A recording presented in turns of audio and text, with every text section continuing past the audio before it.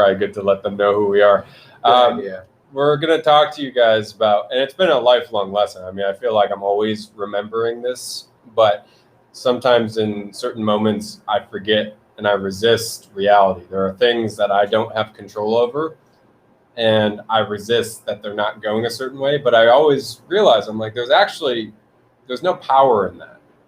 There's just no power in resisting reality or trying to pretend that we have control that we don't have. It's a really funny thing, isn't it? And I don't know if some people I'm listening to and I'm going, people are going to think we're crazy. Like, what do you mean resist reality? How can you resist reality? It's reality. But I really invite you to look that you will have things happening and you will be thinking that it shouldn't be happening, or that it should be happening a different way, or that person shouldn't be saying that, or that it shouldn't be going that way. You know, that thing, that should not have happened. And if you look at that from maybe a different perspective, that's actually you arguing with reality. And when we embrace reality, we actually have power. We actually have real power, real control. There's always something we can do. We can stay in communication.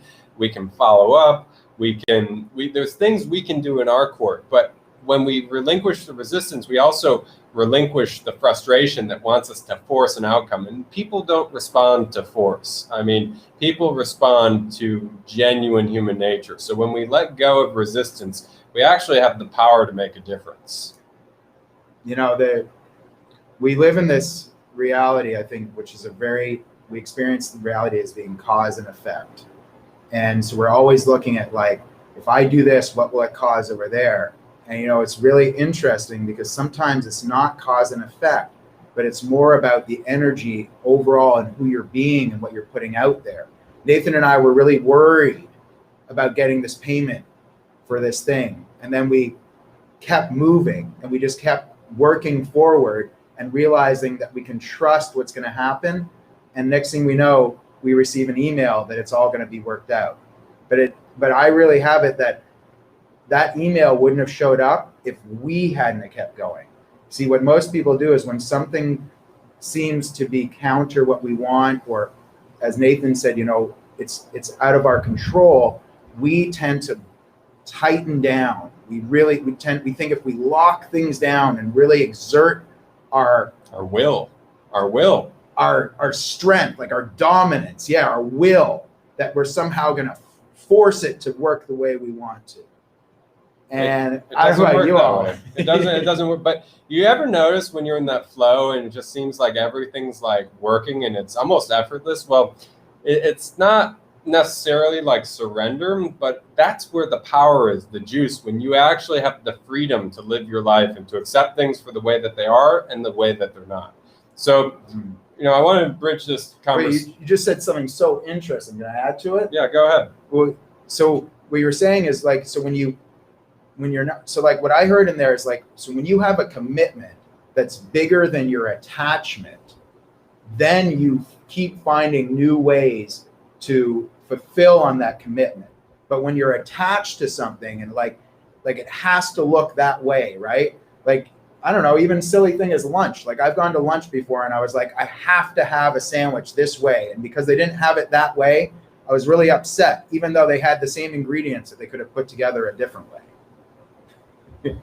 So, you know, we're the founders of Hope, and this whole Hope thing is actually about like sharing our personal experience of life and what we're learning. And we believe storytelling, we believe open and honest human connection is a pathway to really changing people through communities and through networks. So we're sharing our experiences, and we have this weekly call we do, and we're really building this thing up into a movement. And I know it looks like we've not had all this.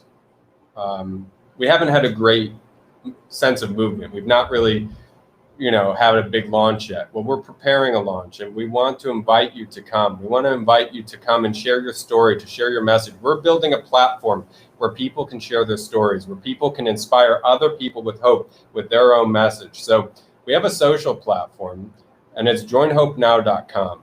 And you'll see on there that there's a event we're having tonight. We're having a Hope Mastermind, and there's a Zoom number there. I'll actually put up the link for our platform.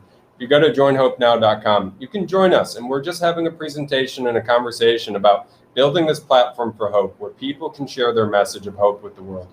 And our goal is that you would leave with a strategy to build your business, your community, to inspire people with what you've been through.